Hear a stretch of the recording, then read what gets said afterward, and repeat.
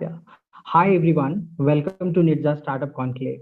As we kick off the session and hear the stories of the founders from NIT Jamshedpur community, I feel extremely proud to reflect that NITJAA has traveled a long distance from a few core members dreaming about NITJAA around a year ago to now multi-thousand community. I feel privileged to be part of those founding days of NITSA. Coming back to today's agenda, throughout the session, we'll hear a few of the finest founders from NIT Jamshedpur community who not only built the successful business, but have also inspired many others. Through this session, we aspire to take learning from their entrepreneurial journey to entire alumni and students community. Hi, I am Rajesh Ranjan from 2K8 batch of NIT Jamshedpur, part of NITSA governing body, and your host today.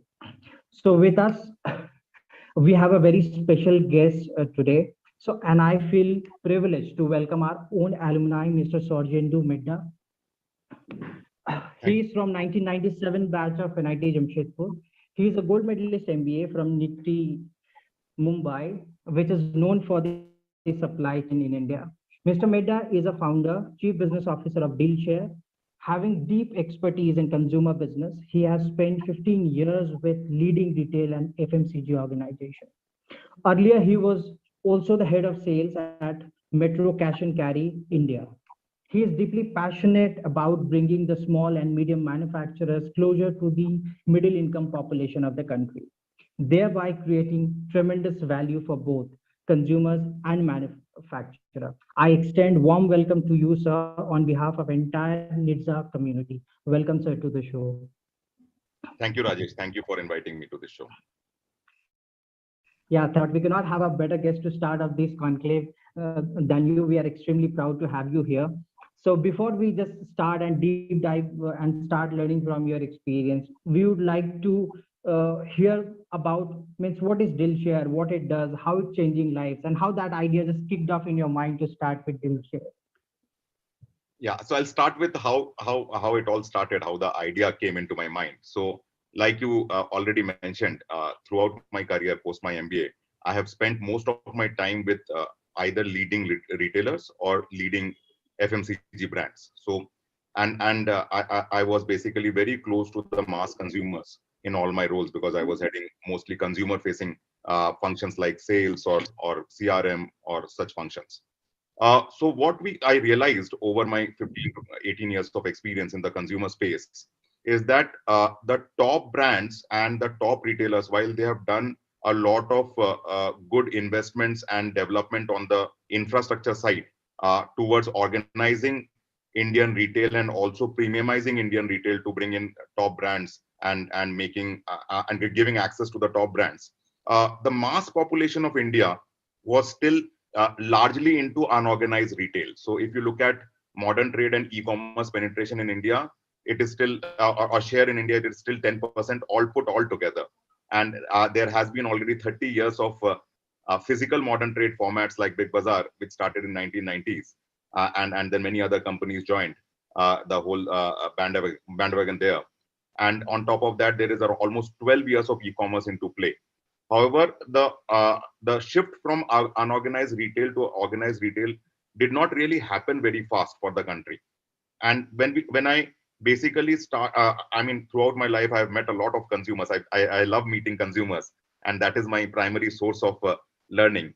And I realized that most of these consumers are basically still struggling for affordability. So, I mean, the per capita income in the country is low, and hence people don't look at organized formats or top brand story because they believe that they cannot afford that kind of a retail environment or a branded story. So from there, actually, the whole origin started and the whole thinking about the business started, where I started studying what is basically behind the high cost of top brands, or basically what is behind this whole perception of mass consumers that a top retailer would be generally costly in terms of merchandise. Now, when we met a lot of consumers, we realized that uh, there is this perception that the top retail environment is mostly Western-like in nature, and hence there while there will be high quality products,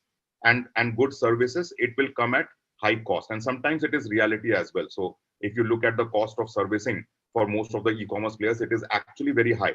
And either the company is making losses and burning a lot of money to give that service, or there is basically this whole so consumer has to finally pay for it if the company has to become profitable. So that is one part of the cost that does not actually lead to value creation for the mass consumers. On the other side, when you look at top brands, there is a lot of money that actually gets wasted into advertisements or marketing or sales channels. Now, if you are able to basically connect the manufacturer directly to the consumer, and then let's say a platform like Dealshare becomes the intermediary platform, there is a lot of savings for the consumer. So what we started building is essentially a platform which can increase affordability and accessibility of high quality and low price products to mass consumers and consumers who are till now going to Kirana. And primarily our target group is those consumers. We are bringing them directly to e-commerce through very easy to use app. Now, the other problem that they had is that most of the other apps are very hard to use for them. They don't understand the experience. So we actually understood consumers and made the app experience very simple so that even a semi-literate person can use the app. And we localized it. We localized the whole language, tonality, the assortment, everything. And as a result of which we started onboarding a lot of Kirana going consumers directly to e-commerce. Then they were not even going to physical retail formats, and they directly came onto e-commerce because of us. And then on the other side, we started aggregating a lot of SMEs in the grocery and essential space who do not have well-known brands but are producing high-quality goods at very good prices. Now, that is what we are basically aggregating. On one side, the whole SME supply of India in the grocery and essential space, and on the other side, middle income and lower income Kirana going consumers, and bringing them together onto one platform so that they can save a lot of money and then afford more. So if they can save on their essentials, they can get some non-essentials also into their households and improve their quality of living. Yeah, it makes sense. Yeah. So that was an interesting one. So let's say you came up with an idea, right? And I'm sure a lot of the people have a lot of idea, and then people struggle to translate that ideas into a successful business, right? And you did it, right? So for all the aspiring entrepreneurs from our community, can you throw light? Is there some checklist? Means how to evaluate the idea? Does it make a business sense? And I would like you to talk specific, if you can just focus more on, let's say, B2C and internet business aspect of it. So I think broadly, first, when an idea comes to your mind, you have to, at the end of the day, an entrepreneur is thinking of an idea making sense into a business. And if there is no business, the idea has no sense effectively in our world, right? So the moment you have an idea, you have to first look through the whole journey of that idea, whether it can be converted into a real business where there will be revenues and there will be profits, and at the end of the day, it will become a highly valuable organization. So that's the first thing to work on. Your plan, along with the reality check of the plan, is extremely important. So you have to also sound your thoughts to people whom you trust, and also people who understand the industry and also understand financials well. And that is where, so you should have a group of very close friends who are well connected and also well read and are knowledgeable. And that is where you should first sound your initial thoughts to see whether it is making sense in terms of business. And second, I think most important is to have your passion aligned with the business idea. Now, if there is a great idea, but your passion is not aligned to it, you will not be able to put full force. I mean, if there is a great idea and your passion is not aligned to it, it is best to give that idea to somebody else who is passionate about that whole journey. So while the reason I am here is because I was passionate about retail and brands for mass India. So that is why I have been able to put a lot of energy and efforts into this whole business. So that's second. And third, I think once your passion is aligned and your objective is very clear and you are sure that the business can be made, you have to basically be very, very focused and relentlessly work towards making it successful. There will be hundreds of failures in your journey, and there will be hundreds of detractors also. People would say that this is madness, and why are you doing this? You are doing such a cushy job. I left a very high paying job and a good career, corporate career to start this. So there will be a lot of detractors on the path. And then failures will be plenty every now and then, because you have to experiment, because you're doing something new. When you are creating something very disruptive, there will be a lot of experiments, and on the way there will be a lot of heartburns also. But like people say, try it again and again until you succeed. I think that is the most important part of an entrepreneur's journey, from a zero to, let's say, any scale that he or she reaches.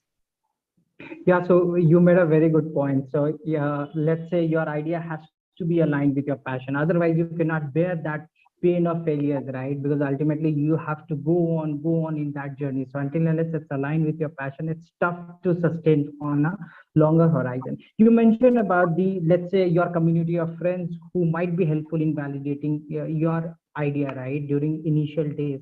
And from there, I take a cue and want you to focus on one very important aspect of the startup, and that is the founding co-founders, right? So means, how do you see how one needs to approach to find the co-founders? It just happens by the chance, or is there a science behind it through which people just mark on the checklist to identify is it a right fit in terms of co-founders? So I think this is a very, very important part of creating a successful and valuable startup. So the choice of co-founders, or the choice of partners, let's say all of us are partners to start the business, is an extremely important part. It has to be done well. I've seen a lot of startups failing because the synergy between the co-founders did not work out. Everybody was brilliant, but just that they could not work together. Now, some important elements in the whole process is, first, there should be extreme trust between co-founders. So when you are starting, because the journey is always hard, and when it is hard, and if there is no trust, then it is very easy to blame each other and say that it is because of the other person, rather than realizing that the mistake might be mine. So it is extremely important to have the trust and camaraderie. So it's best done when friends come together, friends who know each other well, and also have the relevant experience and passion. So that trust and passion angle has to be extremely important, followed by experience, whether there is relevant experience in that field, which can make the journey successful for all the co-founders. I think that is very important. If you look at our journey also, so Vineet and I both actually are from the same school, same batch in Jaipur. So we knew each other for 20 years, good friends, and that is how we started. And then again, Shankar and Rajat, who are the other two co-founders, they were very close friends of Vineet. So all of us come from the same friend group, were anyways friends and meeting each other. And then this idea actually came to our mind, and we thought of starting together. So that's how a good startup team, a founding team, is created. Yeah, that was an interesting one. Then now we should see more co-founders and founders coming from the NIT Jamshedpur community itself, right? Lots of Yes. founder and co-founder from the same section, same wing of the hostel. Huh? That should be a trend, and then for the successful startup. So you Yeah. did a extremely good scaling. Dilshare has traveled a journey of, let's say, 0 to 1 and 1 to 10 very fast, right? So what's your key learning from this? Means, is there a science or a quick checklist which people can adopt when they have, let's say, prepared the MVP, got into a revenue stage, and now they want to scale? And also, I want you to focus on, let's say, two aspects. One is expanding within in India, and a lot of new startups are coming who just want to export, get into a B2C model, want to reach out to Middle East and America and Europe. So what is the science, means how one can do the effective scaling? Yeah.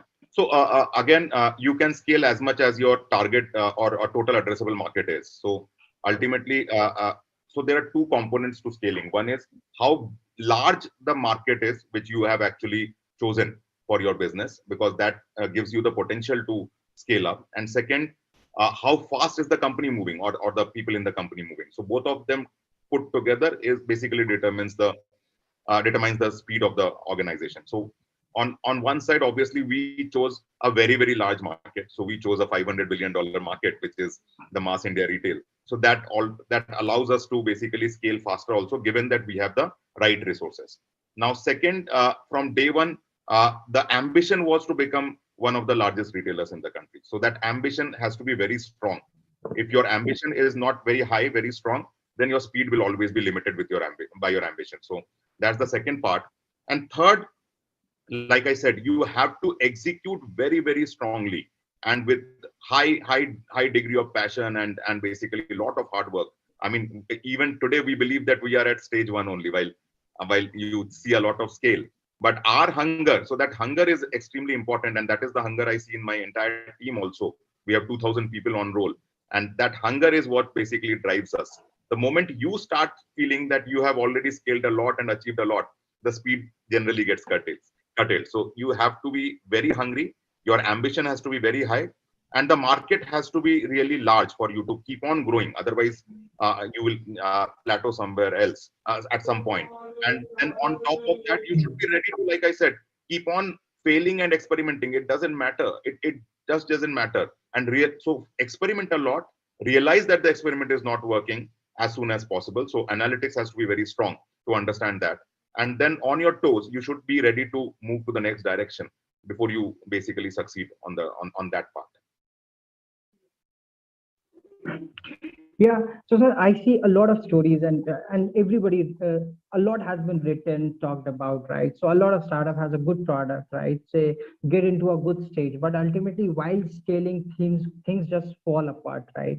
So if you can briefly just touch upon, let's say, how to go about recruiting this. So you talked about founders, right? How to go on recruiting the core team members, right? So that's also a very crucial part. The initial some cultural fabric aspect of these startups. So that would be a great help for aspiring entrepreneurs.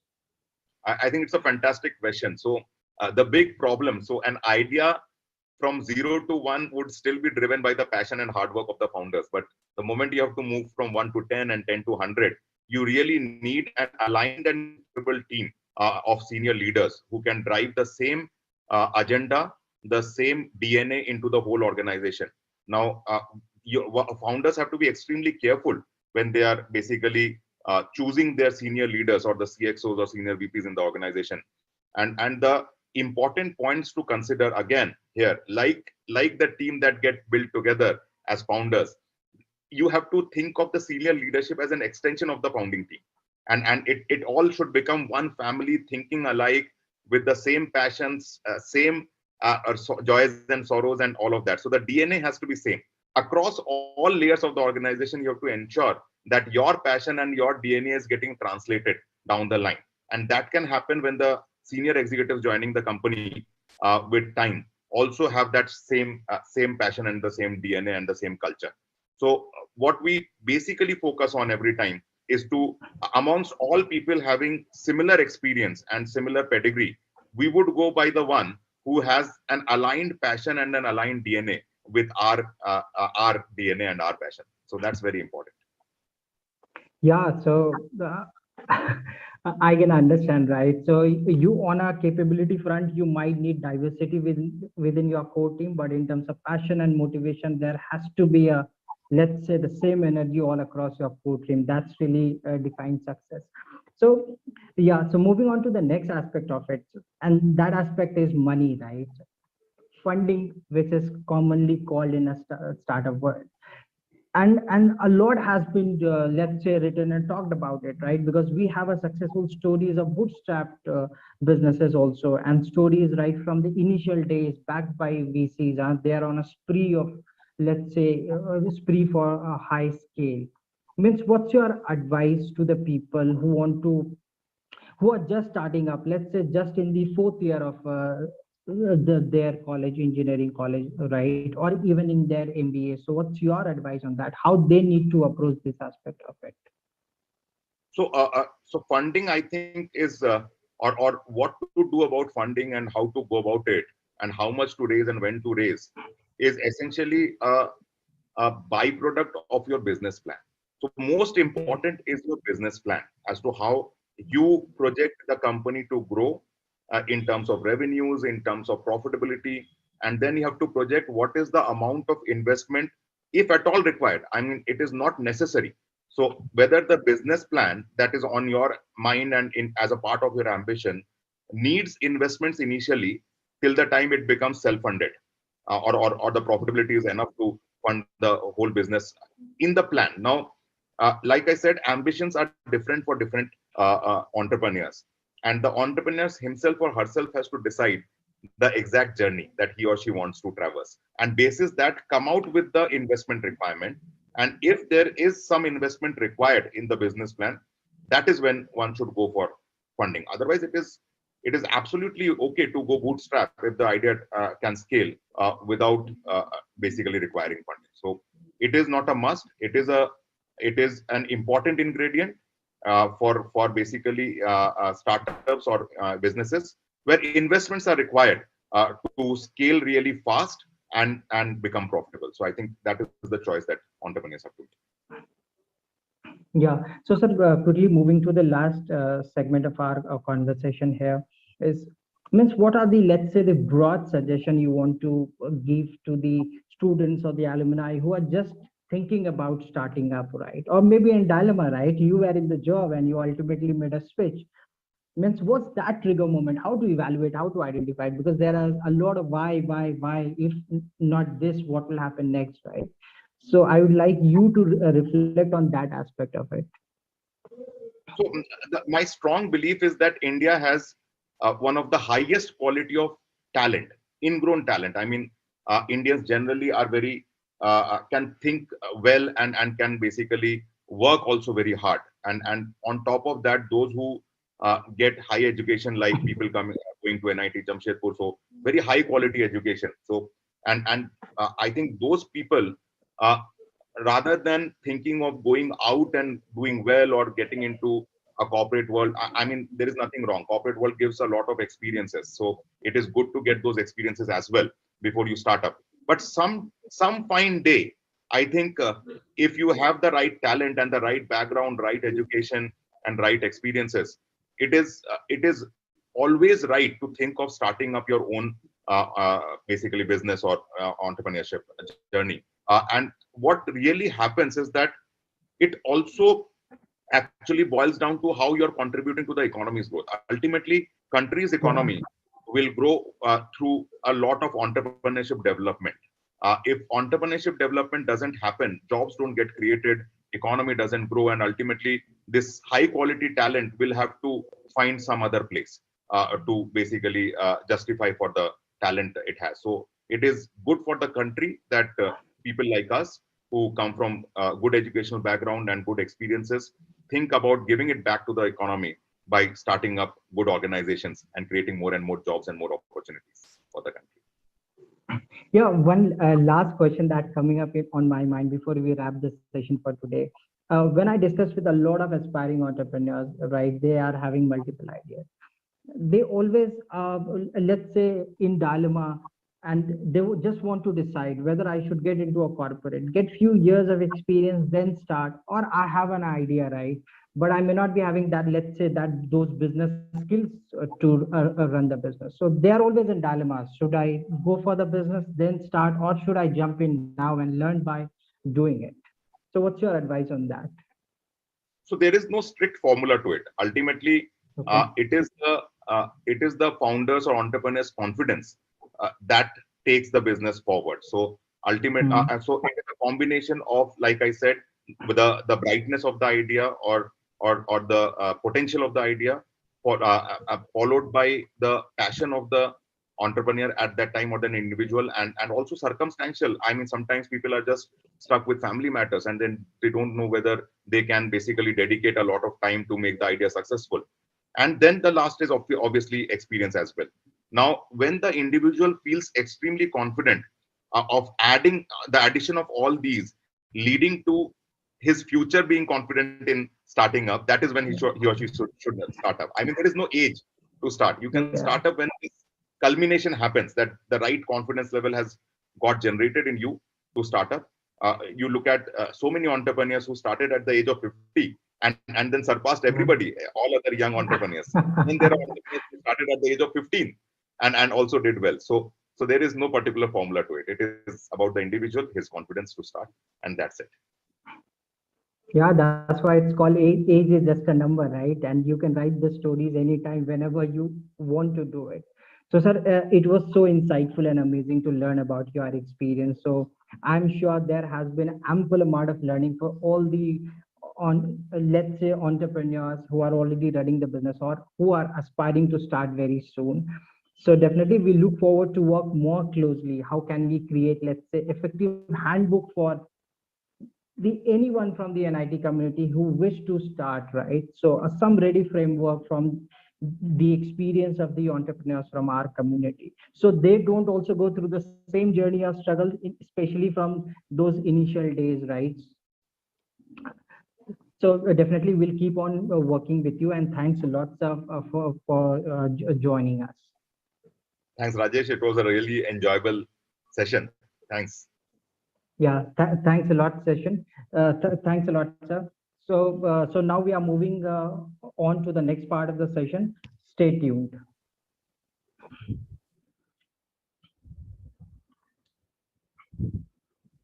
Yeah, so I'm sure you must have enjoyed the interaction and conversation with Mr. Shorjendu Medda. So now it's time to have conversation with yet another interesting founders from our own community, from our own alumni. And I feel privileged to welcome Mr. Bipin Chandra, who is joining us from Dubai. He is from 1997 batch and a founder and CEO of Easier Soft Technology. A social and technology entrepreneur, Mr. Bipin is passionate about liberating inefficiency in the energy sector. To realize the dream of making energy affordable, accessible, and sustainable, he founded Easier Soft Technology in the year 2014 with a team of industry experts and application specialists. Under his leadership, EasiaSoft has been pioneer in smart grid solutions in India and also currently one of the largest implementers of smart grid solution in India and UAE. Prior to EasiaSoft, Mr. Bipin has successfully built and sold e-governance and IT service company. Mr. Bipin has been conferred with honorary doctorate. He has also been conferred with Young Entrepreneurs in Soaring Spirit by Government of Karnataka and has also been recognized among the top 30 most influential entrepreneurs of 2016.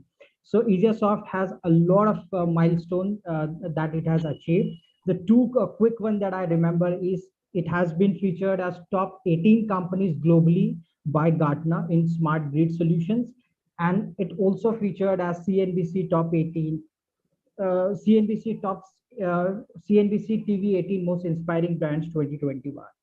So over to you, Bipin sir. On behalf of entire NITJAA community, I welcome you this evening. Thanks, Rajesh. I mean, it's quite interesting, and thanks for the initiative, rather, to trying to help the community, our college community. So I think it's a great initiative. Thanks to you and your team, for whoever can be helpful from the entrepreneurs that has been come out from our college. I think that is a great start. In fact, we started this exercise in terms of at least recruiting through the campus from our own college. So we started the couple of years back. So it's good to have that if there are entrepreneurs coming out. It's a good journey because we would also encourage any of our students from our college a great idea and have a prototype would also be interested to take forward and support them in any kind of support, or it might be a technology support, it might be an investment support, it might be a mentorship support. I think this is a good exercise that you have created, and I'm happy to be part of this. Yeah, thanks a lot, sir. So I remember my conversation with you, and I'm equally excited. I'm sure we'll create some value for the entire community. And it's good to know that your company has been recruiting from our campus. Nothing better feeling than this. Yeah. So before we start a deep diving from about your entrepreneurial journey, right? I just want to understand means how it's a different feeling or a different journey to start at a non-native place, right? So you are in India, you're let's say you're doing business in UAE, means how the journey is different, what's the unique aspect of it? Okay, so the first thing is, I mean, I started my entrepreneurship journey in India. Okay, Okay. and then as a scaling up process, we moved to Dubai. But now we are also moving to the North American market. Okay, so now we are in the Middle East. Now I think from I just heard in the previous session, which was Mr. talked Medda. about on the entrepreneurship journey. I think everybody has gone through the same. The one thing what I always believed in is to be the job creator rather than a job seeker. I think that was a very critical moment that entrepreneurship was there in my belly for a long time, and I think it was a quick thing that we've taken a call, and it was with our own NIT friends and them which we started up with. So that was the journey that took forward in as an entrepreneur part. Yeah, so that was a whole thing of being a job creator than a job seeker, but that was the whole thing, which created started the journey of entrepreneurship. Yeah. Yeah. So, but what was that moment? Means we heard just Mr. Mehta also talking about he was in a corporate job, right? And then he ultimately started his own venture. So, what was that wow moment? Means the moment you, let's say, you make up your mind, okay, so this is the time I want to start my own venture. But see, I think when I started on the entrepreneurship, it was in 2010. Okay, so now as you see, there is a lot of ecosystem is in place. Okay, if you look at the country has gone through a phenomenal change of entrepreneurship or a transitional change. The support system, the ecosystem, now people are ready to take that risk from a corporate job. But when we did it, I mean, it was early nascent stage during the Flipkart time and all. So very few entrepreneurship was taking place at that point of time, and the way it is right now today. Okay, so Yeah. from that time, I think it was the surroundings that I was in, where especially being in Bangalore, because as you know, Bangalore was a perfect ecosystem in terms of whatever the new technologies or new entrepreneurship journey that you wanted to take forward in. Okay, and that surroundings was, and once you already have in mind and you see the problems and you feel that okay, that ecosystem is there to for me to start in. So I think that was the very quick moment that okay, I'll take this plunge into it. But as you know, it looks very fascinating from outside, but when you jump, it's not easy. It's a very tough journey.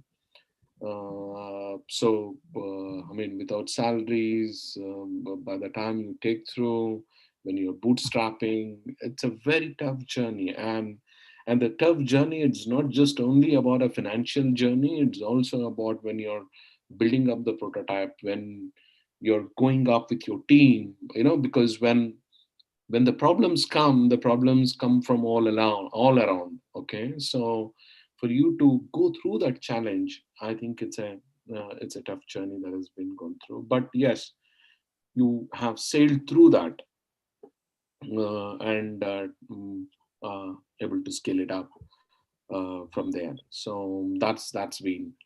So anybody who's there, I mean, it looks very beautiful. But I think building up the prototype and taking it forward is the main key element that in the entrepreneurship journey. Yeah. Taking a cue from your last statement, right? Uh, So I'm sure everybody goes through the struggle during the initial phase while starting up, right? But still the journey is very distinct for everybody. Still, I Correct. would like you to focus some specific aspect of the, let's say, the initial day struggle while at the stage of MVP or just getting a first 10 customers, right? And then also let's just suggest our aspiring entrepreneurs means how they need to look at it, that stage of struggle, because that's a part of a journey, right? And until unless you get part of that journey, you cannot get into a hockey stick scale. Absolutely. No, I think it's a good point, because I think one very critical point was of always believe. I mean, you have to believe in that is now ideation. A lot of in the idea stages, right? Without implementation is hallucination. Okay.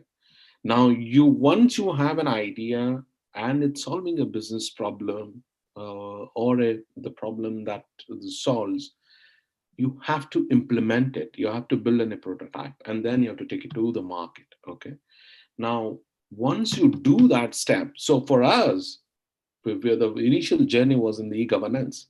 E-governance, if you look at most of the startups, most of you, when you venture into it, you go into the consumer market, the B2C market.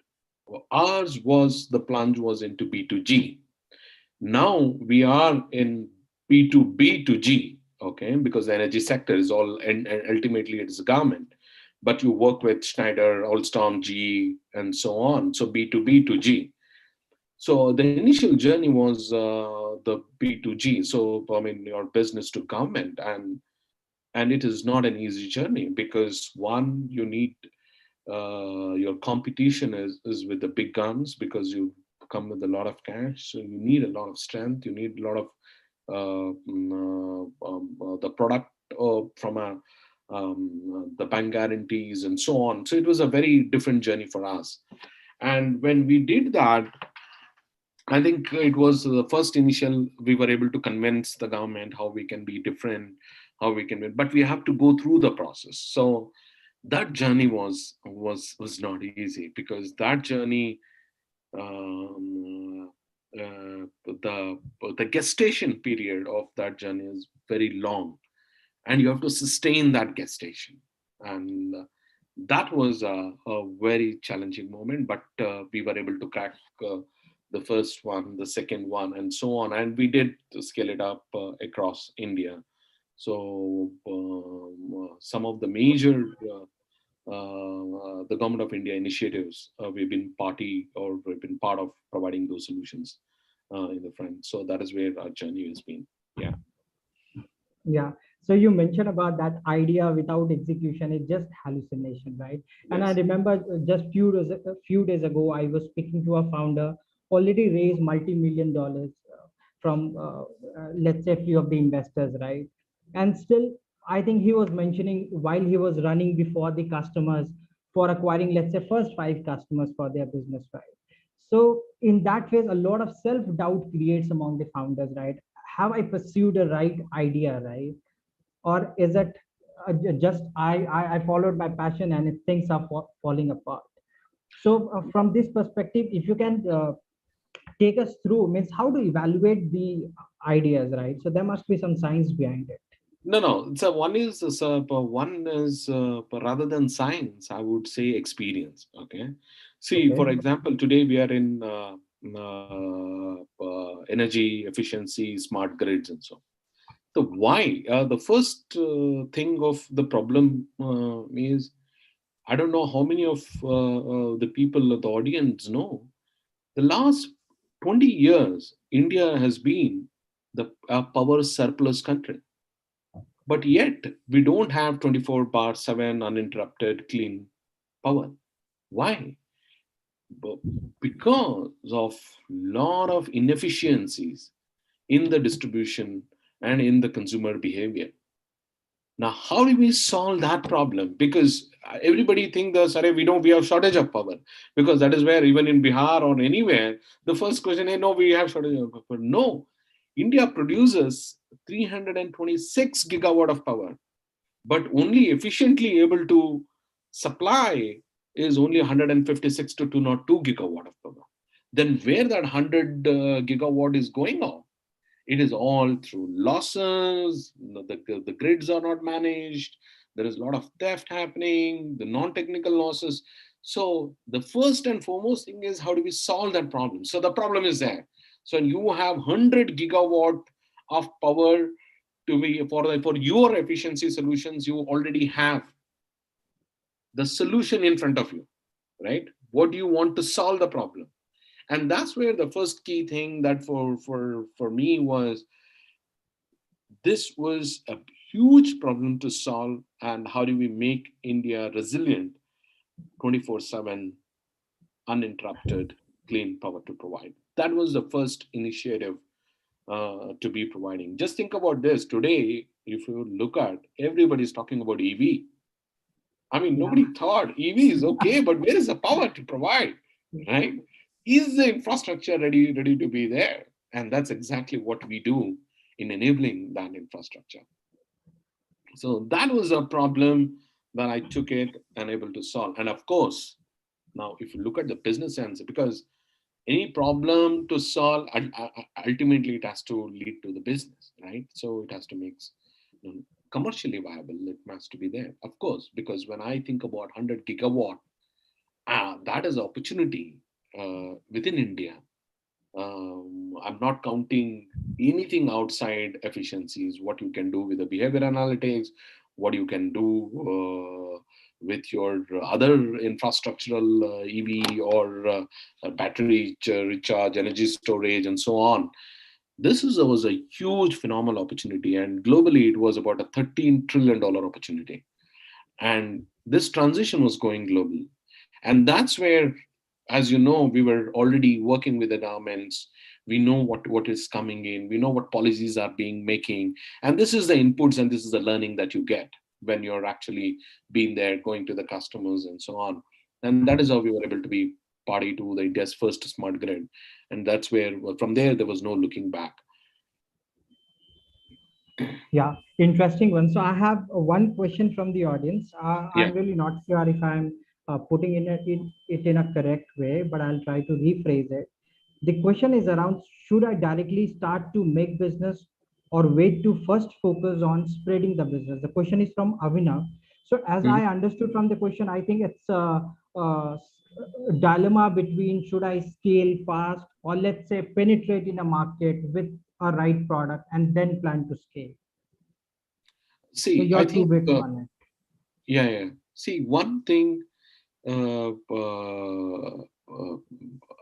I would not try to spread the business first. I would want to first, whatever that you have in hand, execute it.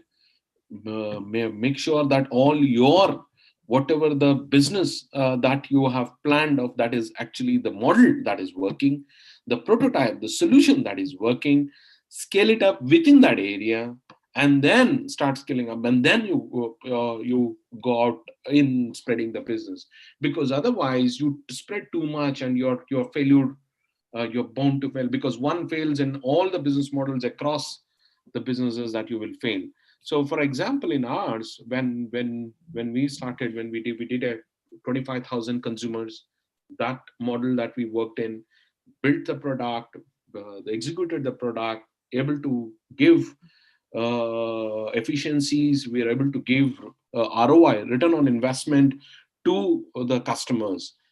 And then we started scaling up one by one in different states in India. And that's where we now today, we're able to, from 25,000 consumer base of the smart grid, the smart metering, we're now on 16 million consumer base. So we took it. And then we started coming to global, because now once you start that model, the product, everything, because then when you go to a global market, because you're spreading now, because you know your competition is completely different. You have Honeywell, you have Alstom, you have Schneider, you have Siemens. Then you know how your foundation you put in. Then you know how to scale and what is in the global market. So I would say, first establish in a prototype and make a business, and then start spreading it. That is what my advice would be. Yeah, so you talked a lot about which I can relate during my BTech days, right? So I did my engineering in electrical, right? And I can still relate. You talked about the EVs and the smart metering, a lot about those stuff. So your quick bit means how can, let's say, we can nurture the ecosystem of entrepreneurship within the current NIT students. So students in the first year, second year, right? We hear about a lot of colleges, especially at the global scale, where there is a lot of culture of entrepreneurship, even as a part of academics, right? So how can we inculcate those habits? So I think it's a very good question and very important question, because why US or Europe or UK has been successful, because there the whole ecosystem works very differently. Okay, because right from the college, the companies get associated, a lot of innovation projects comes to the professors, a lot of innovation project comes to the students. They try, test it out, and then onboard it. and by the time that is maturing, and then the create that ecosystem within the place. In India, if you look at, it was there in IITs in some extent, it was there in IIC in to some extent. But I think right now the lot of the startups and the investments that are happening, I would say that this would be a good, as I said in the initial start of the event itself, it's a good initiative. Now you have started with having people on board just to hear them out on what entrepreneurs are going through. But I think one step forward, we would want our students to come out with innovative products relating to if it is interest in our business offline. We might support them with infrastructure. We might support them with mentorship. We might also support them with investments. Okay, so that tomorrow it is a part and parcel of our organization, and they independently work towards it. And they don't. I mean, already the ecosystem of customer base, ecosystem of infrastructure is already being provided. And we would be very, very happy to do that. For example, if you look at YouTube or Code, many of the Google products is not built within the Google. It is built alongside the ecosystem, and then they bought in inside it. So I think we would be more than happy to do that. Initially, in fact, the IIT Kanpur, the entire campus is being transformed into a smart grid or smart city campus. Okay, especially from the professor's house, the lot of energy efficiency has been done, and we were very much part of that IIT Kanpur campus. Okay, so worked with a system integrator called Mindtech, and we were the solution providers to that. And in fact, we were very closely working with IIT Kanpur professors and coming out with newer solutions if they have anything. So we would be able to want to club along with them. Because when college builds it, the reason why companies like us needs the college for the college to support, because the college, when they start building it, they don't build it for the industrial purpose or the commercial purpose, right? So usually it is a lab purpose. We can nurture that, we can give the polishing, how this can be utilized to the industrial purpose, and they can build and draw. And that is where the whole business end starts coming into play, and how the industrial working. I think we are very much interested, and we would very much to partner in that kind of thing to build in. So definitely yes. Yeah, thanks a lot, sir. So I remember our conversation multiple times on this, and I really appreciate your enthusiasm to, let's say, handhold the aspiring entrepreneurs from NITJAA community. So before we wrap up the session, your quick advice to everyone listening to us, or even if who will watch our recording, whoever just thinking about this startup in certain dilemma, the quick advice from your end. See, the quick advice, as I say, my main biggest fundamental is ideation without implementation is hallucination. So anybody, if you're thinking that, oh, I'm thinking this idea, I will not share this idea with anybody because they will copy it, that doesn't work. Okay, because always remember one thing: any idea in the world that you're thinking, okay, always and I would say always remember that 10 people are thinking the same idea at the same time, 2 people are already implementing it. So that sharing idea and all, it's on. But the one where it is going to go is into the implementation stage. That's where many people go out of the race. And if you can withstand that, that is the thing. Second is, I know the last is passion is one. Definitely, you need to have that passion. But as an entrepreneur, not everything drives through the passion, because there are problems that comes through is you're not passionate about, but you have to solve the problem. You got to face that thing, but you need to have that vision where I will want to head to, ultimate vision. So your foundation is you're building to that ultimate vision. So that's where you need to focus on. Have the vision, ideate, and then implement. Build a prototype, execute that prototype, make sure that one case of business model it's working, customers are ready to pay, and then you don't have to ask any advice. It'll automatically start flowing in.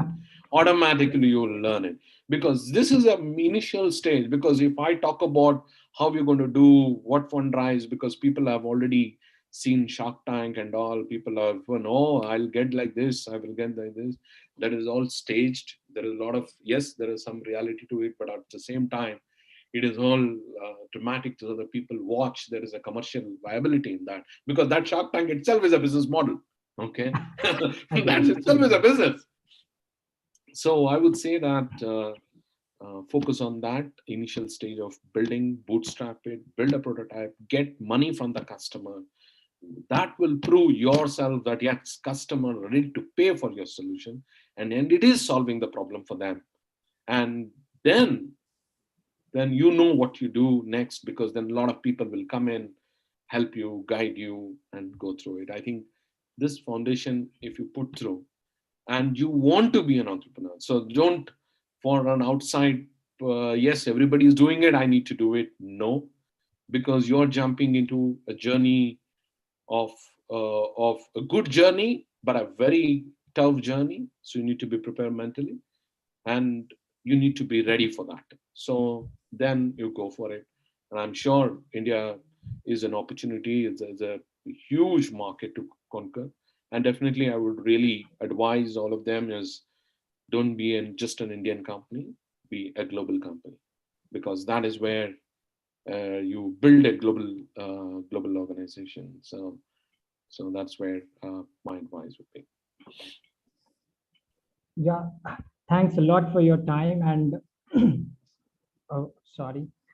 Yeah, so I thank you on behalf of NITJAA to share your learnings with the entire NITJAA community. So NITJAA will surely keep on working with our founders community to create platform for aspiring entrepreneurs, to help them, to nurture them, and to guide them. So I remember our conversations, and definitely will keep on touch base and keep on working for the entire community.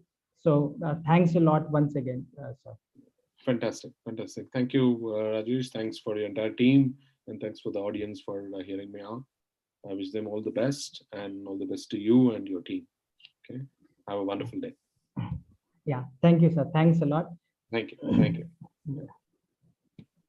So viewers, stay tuned. Now it's time to host our next speaker. So I feel excited to welcome Mr. Rahul Prakash, who is from 1999 batch of NIT Jamshedpur, our own alumnus. He also went on to do his MBA from ICFI Business School, Hyderabad. He started his professional journey in 2003 with Vedanta Limited.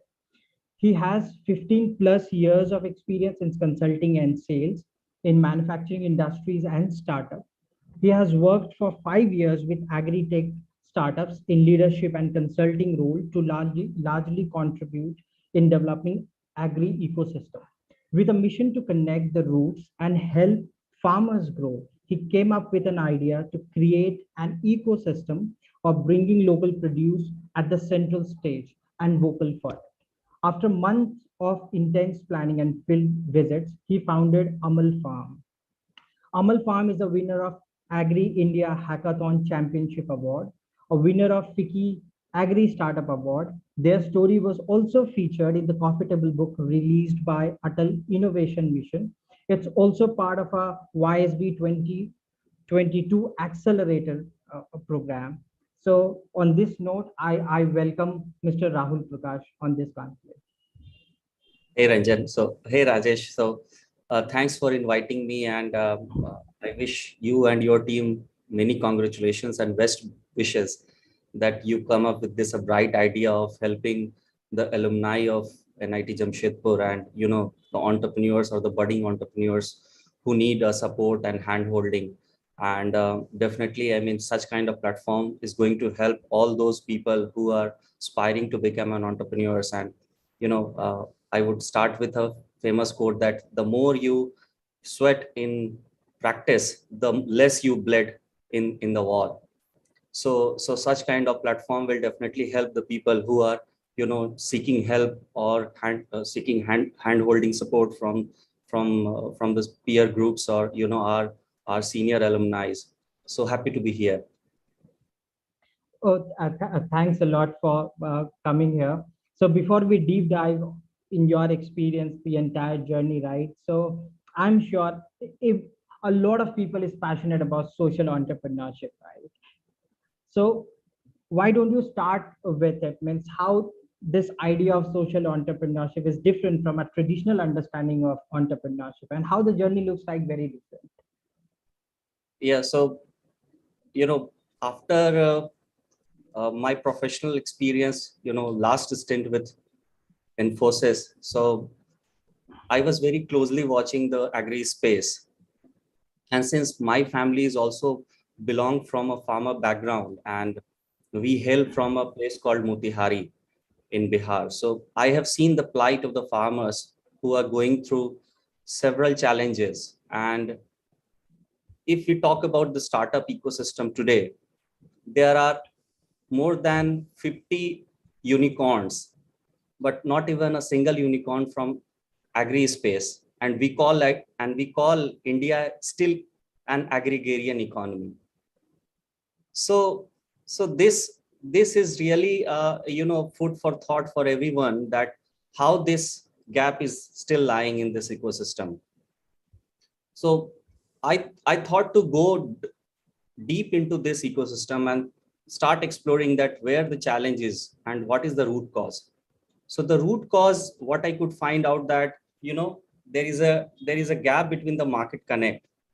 There are a lot of services which are available in and across the farmers, but the market connect seems to a bigger challenge or bigger problem. And that's how the largest investment happens in market linkage or forward connect space.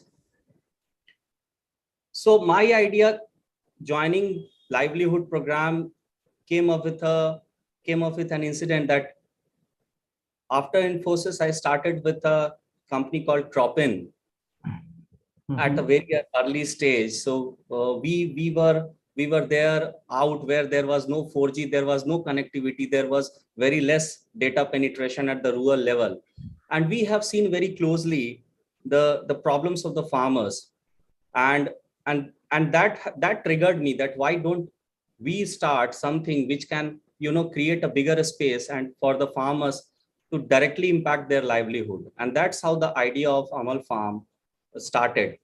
Since we are working in a very unique space, so we work on a GI tag product, which is a very unique concept called geographical indication tag product. So every state has a peculiar or very special product that resembles a particular state, particular location, particular district, particular geography, and it resonates with their culture and the tradition. And we know that after every 50 kilometers we move from east to west or north to south, the language changes, so do our food habit changes. So that is how we are trying to connect these farmers into an ecosystem, creating a large platform so that the people get a good food to eat. Yeah, interesting one. So means we read a lot about, let's say, the entrepreneurship, their journey, right? So I just want you to focus more about, because I remember I was interacting with our alumni only, very recent passed out alumni, right? Who I think she graduated very recently 2 years ago, and she's into social entrepreneurship. And she was describing all the problem that she has to face, right? Right from, let's say, getting a space to live in the rural India, getting your team mobilized to that particular area. So from that, I'm just picking up, means how to handle that challenge of building the core team, getting the founders on board. I'm sure that it must be having very distinctive type of challenge when you are on social entrepreneurship journey. Yeah, a very apt question, Rajesh. So because it is from a different league, the social entrepreneurship or livelihood impact is from the different league, it's not from the mainstream. So you need to be very you need to be very, very focused on your co-founder before selecting them, that whether they also carry the same passion to solve the grassroots challenge or not. Because you know, before making a profit, you have to create an impact, and that impact drives the profit and the benefit for the farmer community or any community that with whom you are working. So the you know, cohesion with the thought and the cohesion with the passion should be very, very is very important among the founders. And before selecting those, you need to see that whether they are also coming from the same background or not. Otherwise, in not immediately, but maybe after 6 months or, you know, 1 year down the line, there will be differences in the thoughts that start, you know, pumping up. Yeah. So that recently I have seen a lot of people, let's say they get into a place, want to work with the farmers, right? They want to transform their life and also ultimately want to build a business around it. I'm sure Amal Farm has also did it, because ultimately it's a bigger value chain. Until unless you create value at some end, you cannot pass it on to the farmers, right? So means how the journey of founders means move. You start with up, you start with solving a pain point, and then you also at the end for establish some business, right? Means how the journey goes, how you went through all those journeys. Yeah, so you know, any startups aspires to solve a problem, be it a small problem or a large problem or a very simple problem or a very complex problem, right? So we identified a very niche problem with the farmer not having the right market for the produce which they have been growing for ages. For example, one of the rice that we handle is called Kala Namak rice, and that has a history of 5,000 years. So just imagine the farmers are actually losing, they are reluctant to grow such kind of crop because they are not getting the market, and that is our tradition, and that is our culture. So somebody has to take the legacy, right? So that you know, that inspired us, that why don't we handhold such farmers to create a legacy and carry forward that tradition in the form of profitable business. So identifying a problem is very important, and then working around that problem for a quite long time so that you prepare a complete use case in and around a single problem. Then you try to scale it up to the next level, maybe one district or next 2 district or 3 district within the state, rather than moving multi-state and you know, putting out lot of capex and opex. Yeah, I understand. So definitely you have to, let's say, balance between what capex you can afford while scaling the business and what's opex or the cash burn rate that your business allows for, right? So we read a lot of news about, you mentioned about the unicorn. There is right, 50 unicorns and very few or almost nobody in the agri space, right? So, means what is the challenge and how the funding aspect of these, let's say, the business around social entrepreneurship moves? And what's your suggestion? Let's say I remember during my engineering days, a lot of people want to make impact in the society, right?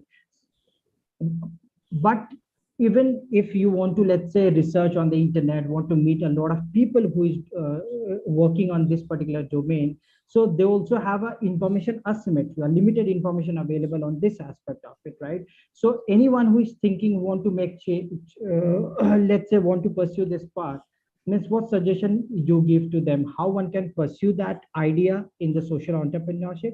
And also please reflect upon the funding aspect of it, how one needs to look at the funding aspect of it. Yeah, so as I said that, you know, this is a more of an impact driven project, and impact comes first, then the profit comes later. So you need to be very cautious to have a balance, because in this space there are little investment that has come through. If we see the history, until unless you are very, very profitable and you can scale it up and or follow a hockey stick, till then nobody will be interested to invest. So you have to keep your fund alive, or you have to make a model such that at least you can have a runway for next 24 months.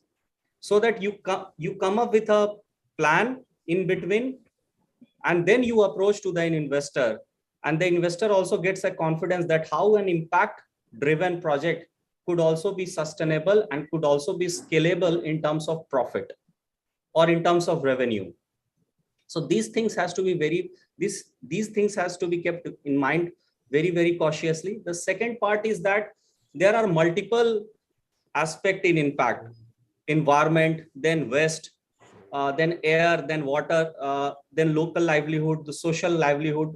So these are different fronts where a lot of avenues are opening up. For example, waste management is a bigger challenge now. So how you are aligned with one particular project or maybe one particular goal that you want to do it, that is very important. At an initial stage you have to figure it out, and how you are aligned. Maybe you will be working with that for next 5 years or 10 years or 20 years. That has to be seen, even if the challenges comes up. Yeah. So let's say a student's having an idea that he wants to get into this social entrepreneurship, right? So means what are the checklist? What are the typical checklist, or what are the top point that one needs to keep in their mind? Yes, it's a very good question, Rajesh. So as such, there are multiple checklists, but I would like to give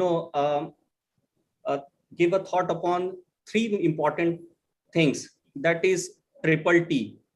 It's a technology, team, and traction, which is very important. Whether it is a technology driven, and what is the composition of the team, and then what is the traction of the business that is going to come up, not immediate, but maybe after 1 year or 2 years or 5 years down the line, which is very important. So before thinking anything, we need to think about it. And the team, I said that it has to be lined with your previous experience, and then traction, how big this market is, and then technology, whether you are going to impact, because without technology you are not going to scale up. You need to have a technology as an enabler or core technology in the business itself. So these three things has to be very focused, and any budding entrepreneur should keep this thing in mind before starting. And a very important thing, that never burn too much cash at a very early stage. Keep your cash burn very limit. Maybe you can start up you can have a startup in just 20,000 rupees. You don't need to spend multi lakhs. With 20,000 rupees. I'm sure this particular statement has inspired a lot of budding entrepreneurs who are just looking forward to start up. Yes, and you can have a dip test with just 20,000 rupees, whether you are good to go ahead with that or not. Yeah. So, sir, one quick thing coming up in my mind, I see a lot of people who has ultimately made into this social entrepreneurship, right? So generally they go through a route, they become part of some fellowship, social impact fellowship. So there are multiple, right? So from SBI, from Tata, and from other organizations. And during their experience, let's say going through it after 1 year, they ultimately then start a social entrepreneurship. So means, what's your suggestion? Means how one should go about it? Yeah, it's a good way to approach, Rajesh. But India has a very big population, right? And not everyone gets a seat in that segment or in that award or competition or fellowship program. What about the rest? So my piece of advice to them is that it's good to have in such program where they get a hand holding, but it is very must to have on the field in which you want to start. Let's say that if I don't have an agriculture experience, so I must first go to the field to experience, and I collect the data directly from the field itself, rather than relying on somebody else's observation. So primary data collection should be from the founder side, and then taking upon to the next level. Otherwise, if you collect secondary data and think that you are going to create an social impact, then I think it will be a wrong step at the very beginning. Yeah, so I completely echo with your this suggestion, because that's how Amal Farm also got born, right? You went to the field, you did the field visit, collected the data, and finally identified the pain points of the farmer, and then you tried to solve it. Yeah.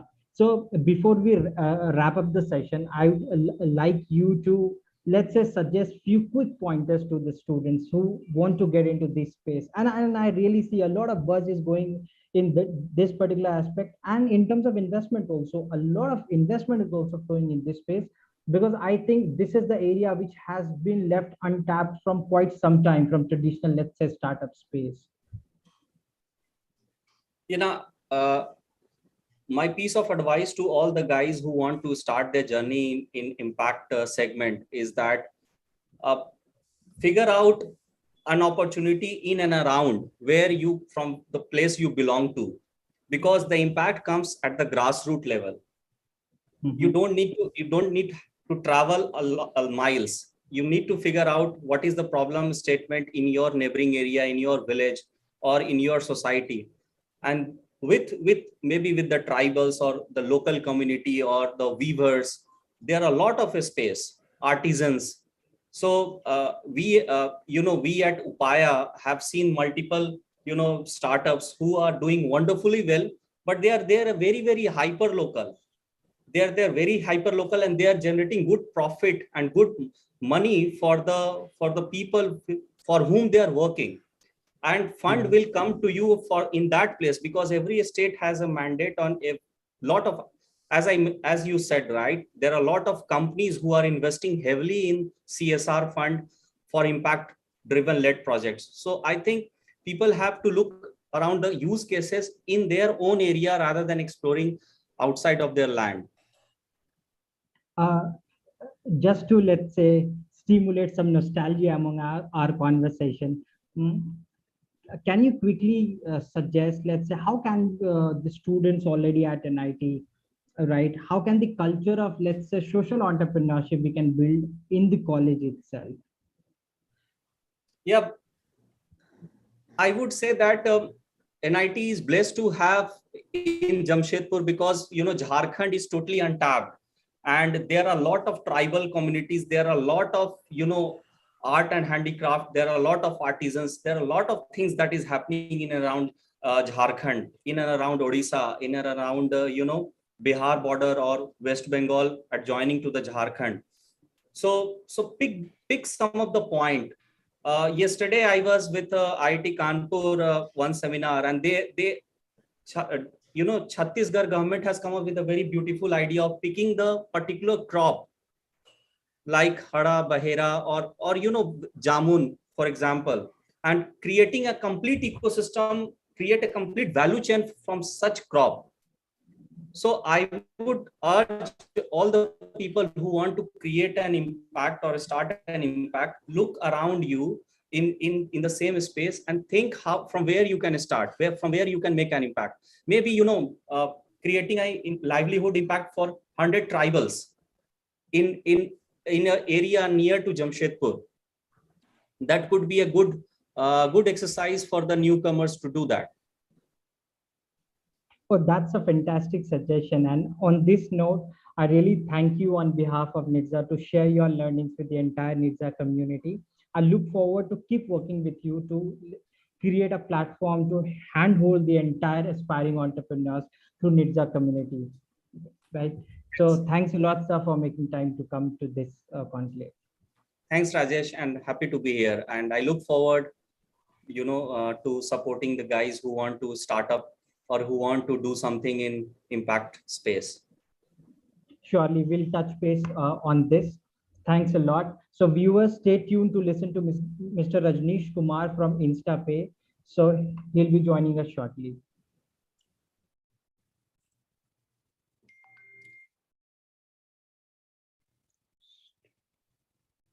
Yeah, so welcome everyone for yet another exciting session of NITJAA Startup Conclave with our alumni. I'm extremely delighted to have Mr. Rajneesh Kumar for an insightful and engaging session today on his entrepreneurial journey. Mr. Rajneesh, as you all know, is from 1988 batch of NIT Jamshedpur, and he did his MBA from IIM Lucknow. Sorry. He worked with several MNCs, including Stanchart and HSBC. Most recently, he founded InstaPay Technologies, and currently he is joining us from Kuala Lumpur, Malaysia. So I extend warm welcome to you on behalf of entire NITJAA community. So welcome, sir, for the session. Thanks, Rajesh. Good morning to everyone. Really delighted to be part of this discussion today. Gives me a lot of pleasure to speak to students of not RIT, what was RIT in our days, but NIT Jamshedpur now. So thank you very much for having me here. Yeah, definitely. We look forward to hear more about your RIT days. I'm sure a lot of interesting story. We keep on hearing about the RIT days. So before we deep dive, let's say identifying the checklist that will come handy for our aspiring entrepreneurs of NITJAA community. We would love to hear in brief about, let's say, what is InstaPay Technologies, what it does, right, and how it all started. Okay, InstaPay is essentially a neobank for unbanked foreign migrant workers in Malaysia and in other parts of the world, as we sort of we are looking at expanding. So this whole idea came to me while I was working in UAE.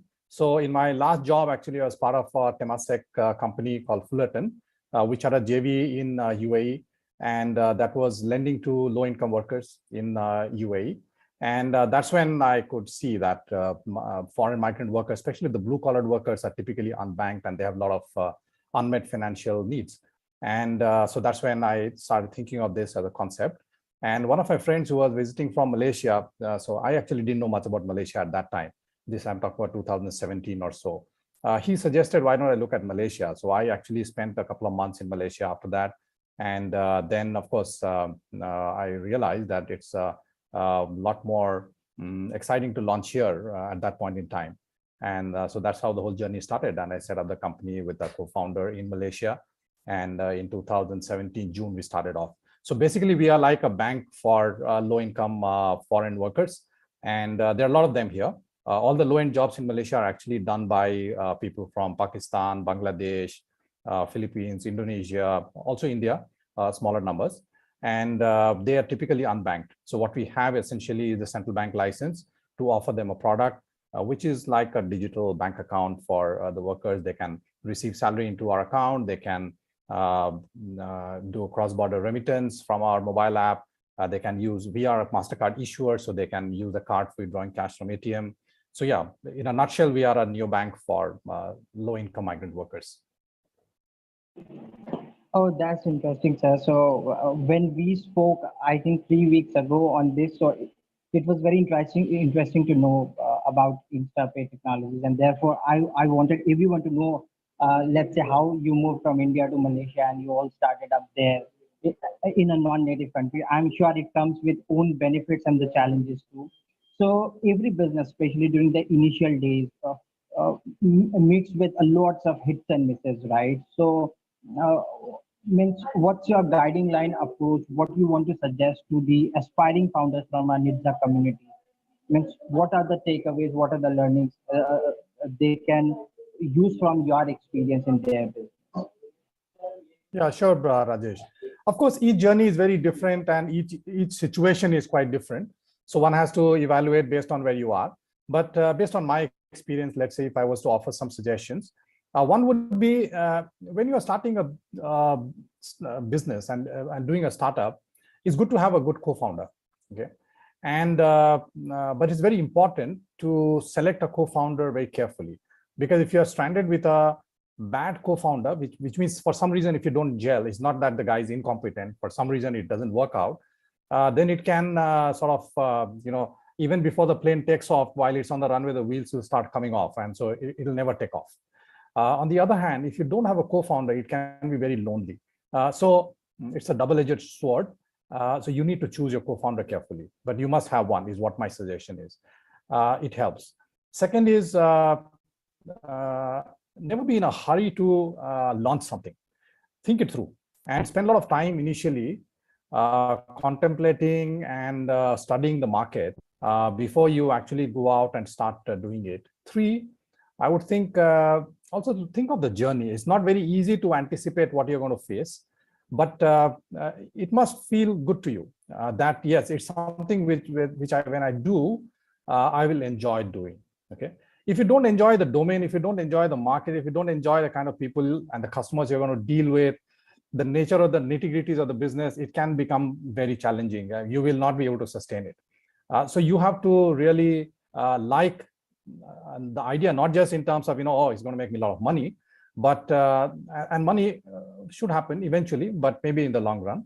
But in the short run, while you are at it, you should feel that, yes, it's something that I love doing. I think that's very important. No, very rightly said. So we all acknowledge that you need a very entrepreneurial mindset to set up to be an entrepreneur. So very rightly pointed out. So I'm sure we all are filled with ideas, right? So we keep on getting ideas, but means what is the point? What is the mantra? What is the checklist to evaluate whether my ideas make business sense? Means is there some quick checklist for people having a lot of ideas in their mind? Yeah, that's always a challenge, right, Rajesh? Because you have ideas, anything, hey, I can do this, I can do that, and there are 5 different ideas. So which one to launch and whether to take that risk and take that plunge or not? I mean, that's always the $1 million question. So I think one of the things is, which is very intuitive, which is the idea must look like it's scalable and it's something for which there is a market and where you think there is a commercial proposition. Okay. So that's something which is important. Also always look at the con side of the ideas. I mean, it's you must challenge yourself and say that, okay, what are the negatives of this idea? What could go wrong? And then eventually you have to choose from one amongst all the ideas that you have, right? Because you cannot implement and execute everything. That's one. Second, I think before you start off, you should feel in the heart of heart, okay, not somebody telling you. Heart of heart, you should feel very convinced about it. You should feel that, yes, this is an idea worth pursuing. Because do not start off something casually. It's very fashionable to say that 9 out of 10 businesses fail. But you don't start to fail, okay? You will never succeed if you think like that. You in your heart of heart, you should feel that, no, 100 people may fail, but I will not fail because my idea is really great, okay? That passion, that confidence, that conviction has to be there. Only then you start a business. That's one. Second thing is also look at your ecosystem around you and your own capabilities. Is this something that you can pull off? Okay.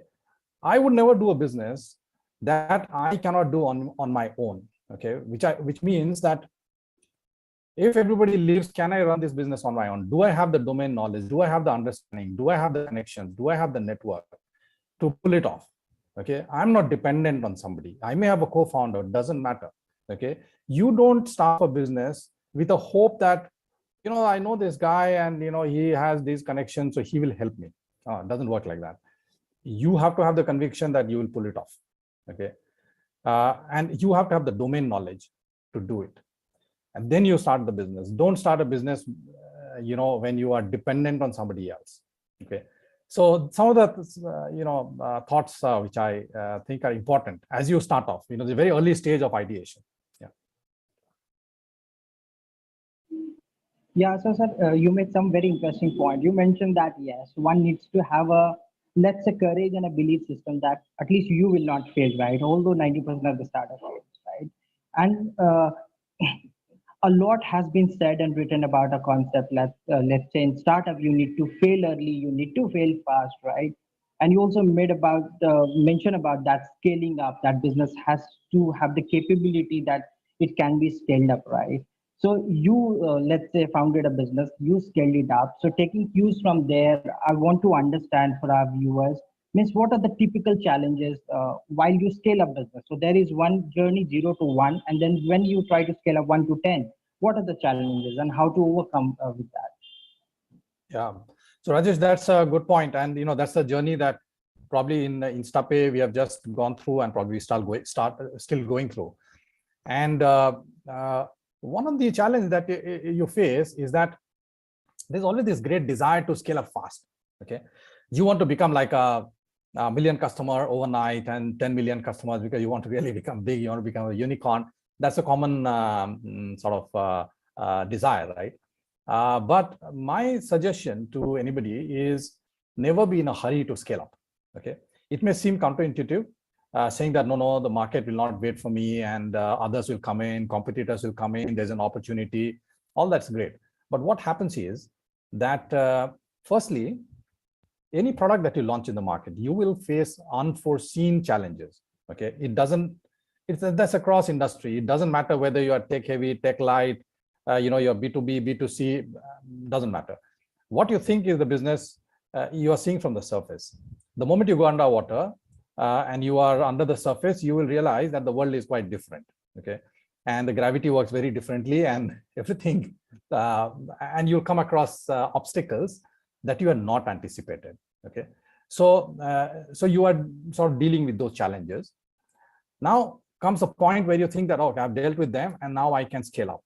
Okay, never be in a hurry. Why? Because you will burn cash very fast if you go wrong. Okay, so it's very, very important that it's more prudent to sort of spend another 3 months, another 6 months fine-tuning what you're doing than to be in a hurry and scale up.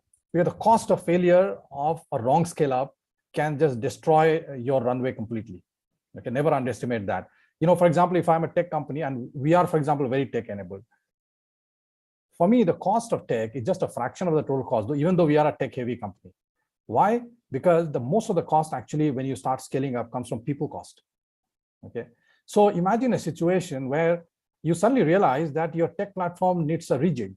Okay, and now you've hired 50 people. You're burning cash every month, and how do you stop that ship and you say, okay, can I fix my tech? Look, your tech is going to cost you only 10 lakhs. The salary will cost you 50 lakhs. It'll kill you. Okay, so it's better to not scale up in a hurry. That's one. Two, it's always challenging for a startup. Why? Because scale up is challenging. Why? Because your market opportunities will always be big, and you will need to do a lot without having enough capital, because you are raising capital for growth, and so you have to do a lot of things to manage the volume which is rushing in. Okay, so that's a challenging phase, but you have to learn to figure that out. I mean, like for example, the number of customers we handle today, I would feel comfortable if I had twice the number of people. Can I afford it? I cannot. So am I raising funds? Of course I am. But this is a situation I need to deal with. I mean, that's where, as an entrepreneur, you probably are sucked into it 24/7. Why? Because you don't have a choice. Okay, carry your people along well with you, and that's another very important thing about scale up. People will get stretched when they scale up. If they don't like you, they will not stretch. If they don't see, if they don't have faith in the company, and generally, if you don't build a good culture where people are really passionate about it because they think that they're part of the journey, the scale up will fail. Why? Because as a founder, you can stretch yourself 24/7, but your employees, will they stretch? They will if they are passionate about it. So what culture you built and what dream you were able to give them will eventually decide whether, when it comes to the crunch, whether they will be with you or not. No, that's fantastic. So yes, I think that's the common guiding line. I think every business has now recognized. You talked about the cash burn rate and the fine fabric of the culture and the people. So definitely those two are the very, very pivotal elements for, let's say, to take business from 0 to 1, 1 to 10, and even 10 to 1,000. Yeah. So taking cue from your cash burn rate, there are two extremes of business, right? One is bootstrap, made with own money, or just borrowed from the friends, right? And at the extreme end, there is a VC money, PE money flowing, right? So one might be looking, so I'm making a hypothesis, let's say the inherent aim might be just profit making even at the start. So they are much more focused on unit economics. But for a startup funded by the VC, they might be looking at a scale. So any entrepreneur just starting up means which way to go, means how one needs to decide which path to follow. Okay. So one is, of course, I mean, you made a point on unit economics. So that's always important. Whether you are bootstrapped or you are funded by VC, unit economics is always important, because if a business cannot make money on Excel, it's highly unlikely it will make money in real life. Okay. All of us know that you'll only be worse off than what you show on Excel. So if the Excel itself looks bad, rest assured that it's not going to make money. So unit economics is always something that you have to stay focused on. If the business at a fundamental level is not going to make money, it doesn't matter how much you scale up, it will never make money. Okay, but that's okay. That's one aspect. The second is whether to go bootstrapped or to raise funds, right? Now that's a very important and interesting point. You can bootstrap if you have money to bootstrap, right? At the end of the day, how do you, and not all businesses can be bootstrapped. For example, let's say if you want to get into hotels and you want to set up a hotel, I mean, it's a very capital intensive business. You have to build a building and the infrastructure. No way you can bootstrap it unless you are really very rich. Okay. On the other hand, you hear of people, who are doing some part-time thing, and they created a gaming software and then sold it off for some $800 million to Microsoft. That kind of story is also there, right? So it depends on the nature of the business. Like for example, InstaPay is a regulated business, so it requires licenses from central bank. You can't start this business without that. The minimum capital that you have to show to central bank is at least 5 million ringgit when you start off. 5 million ringgit is roughly about 10 crore rupees, right?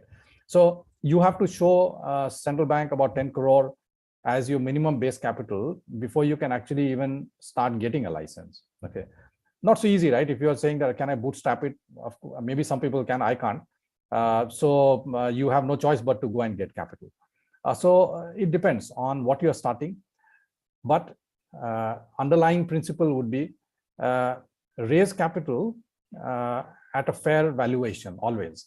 Okay, don't be in a hurry to raise too much capital if the capital is too expensive. The time will come when you'll find the opportunity to raise next round of capital. Do not dilute too much upfront. Okay, just because you're getting capital. Two, if a business is very capital intensive and you can't find the capital, drop the idea. It's not worth it, right? Because you don't have the capital. It may be a great idea. I may think that I can set up something if I had $100 million. Unfortunately, I don't have. Why should I go around dreaming a dream which I have no way of executing? Okay, so you have to do on the basis of what you can. So that's the underlying principle. So I think eventually it will boil down to, as you go along in your business, you get a sense of what is the right thing to do at the right time. Okay, so when you are growing very fast, at that point in time, at scale up, I would rather raise a little more capital than little less capital. Why? Because I know that I'm growing fast, I need capital. Okay, but in the initial stage, do I really need to raise excessive capital? Probably I would not. Okay, so that's the way I would look at it. But as I said, it depends on the situation and the business that you are into. I mean, you have the story of let's say somebody like Zoho, which practically never raised capital ever, right? But then not all businesses are like that. Not every business can be done like that. Yeah. So, sir, while interacting with a lot of founders, especially who are into initial days of journey, so they keep on sharing the story, right? So even before making their MVP, right? Even at the ideation stage, they dilute capital, they dilute, let's say, shareholding, right? They just to raise fund for their MVP, they give shares to, let's say, their known friends or family members. And at the time when they come from 0 to 1, they really struggle to raise big funds, right? Because then shareholding becomes a concern. It's become too scattered. So what's your suggestion to them? Means you mentioned about that, Yas, even in the case of bootstrapping, you need to have a money to, you need to have own money to even reach to a stage, let's say MVP, right? So if one doesn't have a money and has a brilliant idea, means how to go about it, right? There is always a dichotomy. It's a double-edged sword, whether to drop it or dilute at an early stage. Means how to deal with it. I'm sure a lot of people must be facing this dilemma. Yeah, and that's a very valid question, Rajesh. And like, for example, let's say I started my entrepreneurial journey much later in life. Why? Practically because having worked in different organizations at different levels, at some point in time in life, you feel more financially secure, and hence, in my case, at least it happened like that. Not necessarily for everyone. Now, if you look at in terms of raising of money, right? Raising of money has, of course, become much easier now.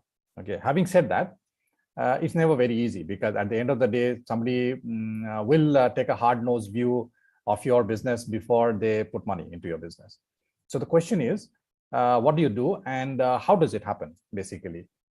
So think of it like this. Let's say I know Rajesh, and you have got an idea it also boils down to your reputation. Okay, so I may say, hey, Rajesh is a great guy, whatever he does, I know he does well, so I don't mind putting 5 lakhs or 10 lakhs on him, because that's what I'm comfortable with, taking risk on somebody on a venture. But if it's Rajesh, I'll put money. So a lot of money is put on the basis of who the guy is.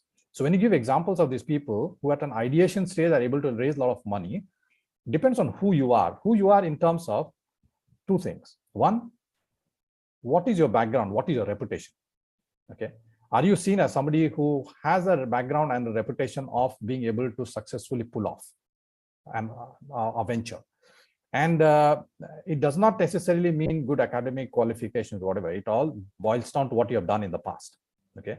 And people build reputation, and that's very critical. Two, it also depends on who you know. Okay. So I may be somebody who may be ready to put 5 lakhs because that's the financial capability I have. But if you know somebody, who is at a different level of richness, that guy may say, okay, I can put 5 crores because that's peanuts for me. Okay, so it also depends on that. You should not underestimate that. A lot of people are able to raise money because of the factor of these two things. And if you have a great enough reputation, no harm in raising money upfront, because why? People will put money, and they will put money for a very small stake. Why? Because they think you are somebody who will create something of great value. So this challenge of neither having money nor being able to raise money is also very common. And that happens to all of us when you are just starting off, because you're not built a reputation yet. You don't have a track record yet. You don't have money in your pocket yet, but you may be a brilliant guy and you may have a great idea. Okay. So how do you go about it? Keep trying. There's no other way of doing it. At every level, at every juncture in a venture, it's always about keep trying. You have to keep pushing the wall and see where you will find the opportunity. And you'll be surprised. Suddenly an opportunity will come which you had never thought will happen. Yeah, so it's good to know that is an optimistic streak of light at the end of the tunnel, right? So right through your this chat session, you mentioned about some critical aspect about the people, fabric, the culture, the cash burn, raising capital at a fair valuation, right? Because that's the typical uh, error that, let's say, aspiring entrepreneurs tend to do in the initial time. So before we conclude the session, what are the, let's say, 2-3 suggestions you'd like to give to all the aspiring entrepreneurs? One is, if you think that you have a great idea and you must do it, then you must work towards it. Don't think it's easy at any stage, and don't get bogged down by the fact that you are not finding a way of doing it right now. Okay, it doesn't matter. It actually at every stage in your journey you will find challenges, and there is no one formula to say that this is how it works. Okay, so you have to keep trying. So never give up on that hope that you can do it. Two, while you are at it, also critically keep evaluating. Okay, and keep thinking of what it looks like, and don't always get swayed by what others tell you. People will give you a lot of armchair suggestions. Okay, which means somebody who knows very little about an industry will tell you, hey, don't get into edtech, because too busy. And I remember somebody told me this in 2015, that everything that can be done with edtech has already been done. Don't even think about it, because I was thinking about edtech in 2015-16. Not to say that I would have done something great there, but ironically, after that, Byju's happened. This whole Byju app actually happened after that. So think of it. At the end of the day, most of the things in edtech actually happened after 2015-16.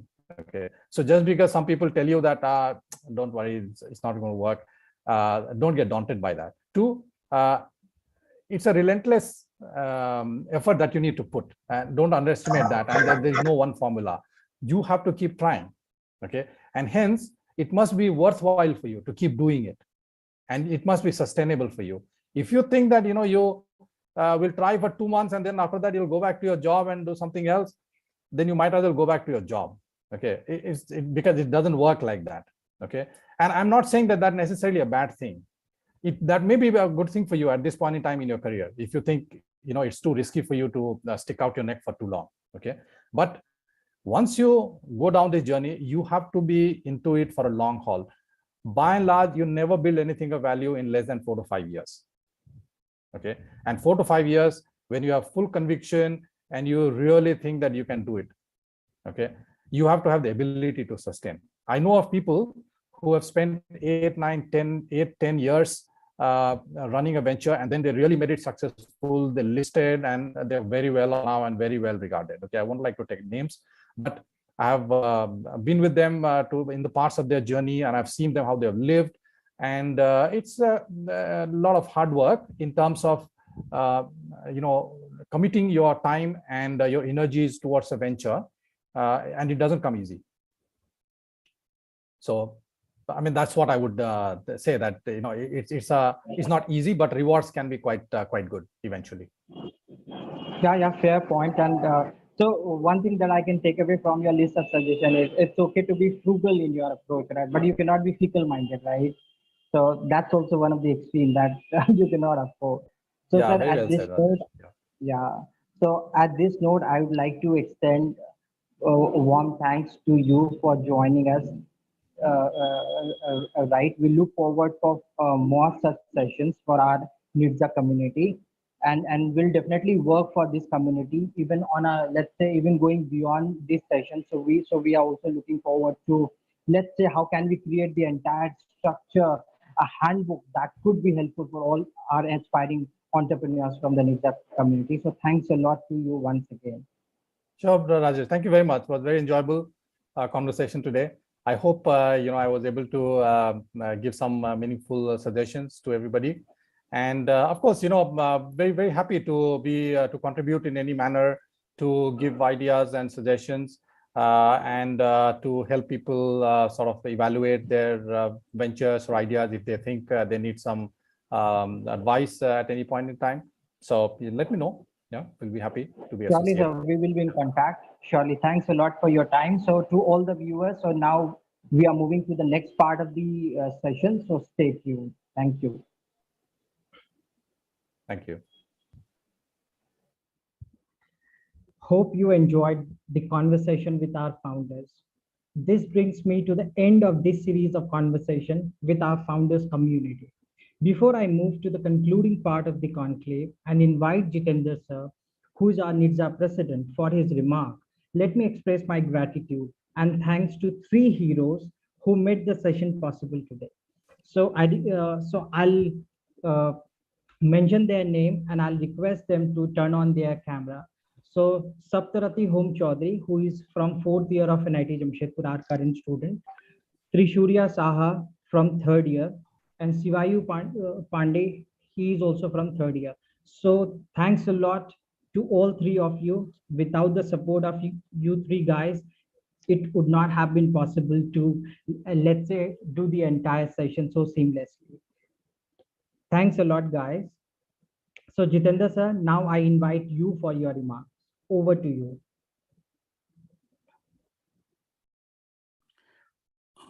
Good morning, good evening, wherever you are around the world.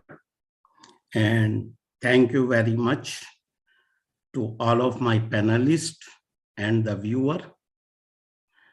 I am very delighted to see our first NITJAA startup conclave. In a way, NITJAA itself, it is a startup. And we are going through our growing pain. Any business, any society, any charitable society has its own growing pain. So we are almost a year old, actually not even year old yet. And I would like to thank all the panelists around the world today who has given their insight to have a successful business. I am proud of NIT Jamshedpur that NIT is able to produce such a great alumni around the world. We probably had 20 to 25,000 great alumni. So thank you, everyone, all the panelists, all the viewers. And I have a special request to all the viewers, all the panelists, and all of the panelists has committed their time commitment or whichever way they can contribute to give back to the society, to the nation, to their alma maters. Please do that. Same thing to all of the viewers.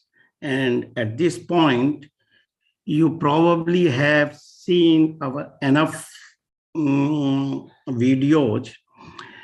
Dr. Shukla is committed to have NIT Jamshedpur is one of the prime institute now in country. Our superhero or from very early first batch, Mr. Paniji is working around the clock actually. Today is his birthday, 80th birthday actually. So congratulations to him. But at his age, he has nothing else than NITJAA. He is dedicated to the cause. So we all need to learn from him how can we can give back to the society. With that, I request all of you, please find your fellow alumni around the world, ask them to register, ask them to be a life member. Life member is one way to support financially. We want to build a corpus account for it and give back to institute, to the society, and to the nation. So with my humble request to all of you, please register if you have not and become a life member and think about how else you can help. Time is a money. So I also ask you to be a mentor. We have a mentor mentoring program. Be a mentor, be a part of a subcommittees, and whichever way you can help, please help. With those, I can continue on and on, but that is my message to you, to all of you. Please, build NITJAA as a strong community. It is your organization. So with that, I stop here and thank you, all of you, to joining today's session. Thank you.